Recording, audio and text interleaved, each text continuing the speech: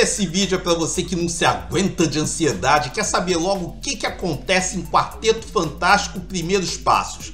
Fica aqui até o final para saber tudo. Não custa nada avisar, o vídeo é todo com spoilers. Começando mais um Outcast, eu sou César Monteiro. O filme se passa na Terra 828, que é o mundo paralelo ao nosso, que é uma versão futurista dos anos 60, com a moda e a cultura da época convivendo com uma tecnologia bem futurista.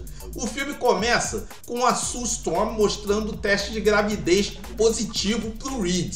Isso depois de inúmeras tentativas deles engravidarem. A história se passa 4 anos depois que Sue Storm e seu irmão Johnny Storm, Reed Richards, seu marido, e Benjamin, o melhor amigo do marido, surgem como a equipe de super-heróis Quarteto Fantástico. Um programa da ABC faz um recap da história deles, aí a gente vê como tudo começou. Eles, cosmonautas viajando para o espaço, são atingidos por uma tempestade cósmica que altera o seu DNA e ganham os poderes, tornando Reed o Senhor Fantástico com capacidade elástica, a Sue a Mulher Invisível, o Johnny Tocha Humana e Ben, que ficou permanentemente na forma do monstro de pedra Coisa. Eles também têm o robozinho auxiliar, que é o Herbie, que faz o serviço doméstico, salva informações, é a mão na roda e também o alívio cômico. Aí esse especial de TV mostra os grandes feitos deles, como salvamentos, lutas com monstros,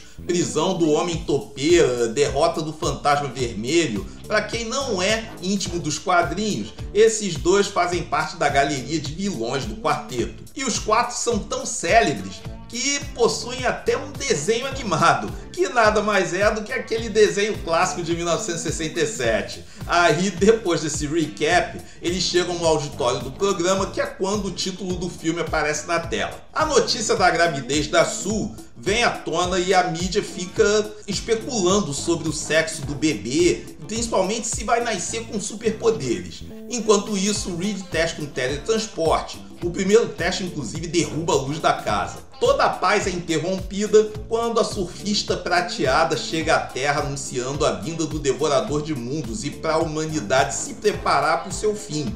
Ela anuncia a vinda do Galactus. Johnny Storm vira o Tocha Humana, voa atrás dela até o espaço e assim, ele tá meio afim dela nesse primeiro momento, mesmo ciente de que ela é uma ameaça, algo bem típico do personagem, que é um mulherengo de marca maior. Ele consegue se pendurar na prancha dela e ela diz algo no idioma do planeta dela e ele cai de volta para a Terra. Aí a missão do quarteto é pegar a sua nave Excelsior e ir atrás de impedir que essa ameaça venha de fato para a Terra. Eles vão em direção a um planeta e chegam na nave do Galactus. A surfista aparece dizendo que o Galactus vai recebê-los. Inclusive, é ela que é a responsável por escolher os mundos que ele vai devorar. E o Johnny, depois de conseguir a tradução, descobre o que ela tinha dito para ele, que era: morra com os seus. O Galactus aparece e diz que poupa a Terra em troca de eles darem o bebê para ele, pois ele já sabe o que eles ainda não sabem, ainda não tinham descoberto, que a criança tem poderes cósmicos. E o Galactus vê a possibilidade de ter um sucessor ali. Eles obviamente dizem que não vão entregar e o Galactus diz que ele vai devorar a Terra lentamente enquanto o filho deles observa. Nisso, a Sue começa a entrar em trabalho de parto e a surfista ataca eles, que conseguem detê-la momentaneamente e fogem para a nave. Mas ela vai atrás. Ela alcança a nave no espaço e quando ela quase pega o bebê na barriga da Sue ainda, a nave consegue se acoplar ao propulsor quântico. A manobra deles é atraí-la até próximo de uma espécie de buraco negro. A Sue faz a nave ficar invisível e a surfista é sugada no buraco. A Sue acaba dando à luz ao pequeno Franklin no espaço mesmo. De volta à Terra, eles contam em coletiva que não fizeram a negociação, pois não aceitaram a condição imposta pelo Galactus. A população da Terra então se revolta, pois eles teoricamente vão sacrificar o planeta para salvar a vida do filho. A popularidade deles naturalmente despenca Inclusive rola uma crise entre a Sue e o Reed porque ela acredita que ele chegou a cogitar a hipótese de sacrificar o filho. A Sue vai para o meio da multidão que está em frente ao prédio do quarteto e diz que não vai sacrificar o filho pelo planeta e nem o planeta pelo filho. Ela lembrou dos pais e garantiu uma saída para salvar a vida da humanidade. O plano do Reed é usar o teletransporte que ele estava testando em uma escala macro para mudar a Terra de lugar de forma que o Galactus não a encontrasse. Isso se daria com uma estrutura de pontes com geradores todas interligadas no mundo inteiro. Só que da mesma forma que a versão miniatura consumia luz a ponto de cair energia de uma casa, a versão gigantesca demandou economia de luz no mundo inteiro.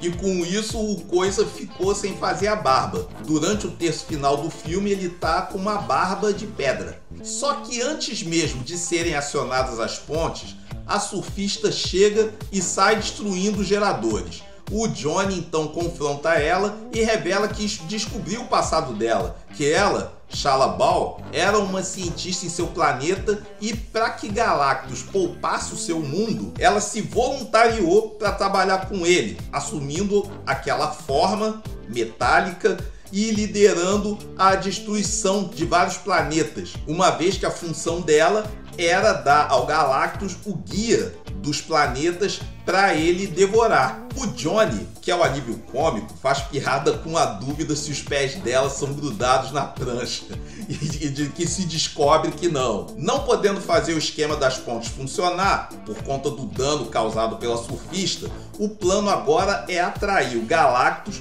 para a ponte construída em Nova York e ali abrir o portal para que ele seja sugado. E aí eles vão usar o Franklin como isca, porque ele quer o bebê a todo custo. Daí, eles liberam o homem topeira da prisão para que ele oriente a população de Nova York ao subterrâneo, área que ele conhece muito bem, e chega o Galactus a Nova York. E Johnny lança chamas nos olhos dele, voa com o Franklin, que está lá na Times Square, para casa, enquanto o Reed coloca no lugar uma cestinha de bebê vazia. Mas não adianta, porque o Galactus tudo vê e vai, obviamente, na direção de onde o bebê está, que é o prédio da equipe. Nisso, o Reed vai tentar deter o Galactus, que o pega e o estica até quase o limite. O Johnny tá voando com o Coisa e pede para ele dizer tá na hora do pau. Na verdade, ele fica pedindo para ele usar esse bordão durante o filme todo, mas o Coisa responde que é só no desenho animado que ele diz isso. Mas, nesse momento, ele repete a frase célebre e é lançado pelo Johnny. E aí, nisso que o Coisa é arremessado, ele dá-lhe um socão no Galactus. A Sue usa todo o poder máximo para fazer o Galactus ser puxado para trás até o local onde estava instalada a ponte da Times Square e aí acionar a alavanca que o jogaria para outra dimensão. Ele cai, mas pelo cronômetro do mecanismo de sucção ainda falta 10 segundos para que seja acionado, o que daria para ele escapar. Johnny então diz pro Franklin que o tio ama muito e parte para se atirar no núcleo do Galactus, se sacrificando, mas ele é impedido pela surfista, que o joga de lado e se sacrifica no lugar dele, sendo ela e o Galactus sugados para outra dimensão. A Sue, após usar os poderes na capacidade mais do que máxima ali, ela aparentemente morreu. O Reed tenta reanimá-la e não consegue. Aí o bebê começa a chorar e quando o Reed coloca ele sobre a mãe, ele para de chorar e ela revive, graças ao poder da criança. No final, eles vão participar de um programa de TV, só que quando eles vão aparecer, recebem um alerta no relógio e precisam ir. Quando a cortina do auditório se abre, eles não estão mais lá. Os rapazes ficam enrolados ali para ajustar a cestinha do Franklin no carro, no carro do quarteto, mas com sacrifício eles conseguem acoplar e decolam para a missão. Na cena entre créditos, 4 anos se passaram e a Sue tá lendo uma historinha pro Franklin. Ela pede pro Hub o livro preferido do garoto, que aí o Hub traz a origem das espécies do Darwin. E ela diz que dessa vez que é algo mais divertido e tal. Aí ela vai lá buscar.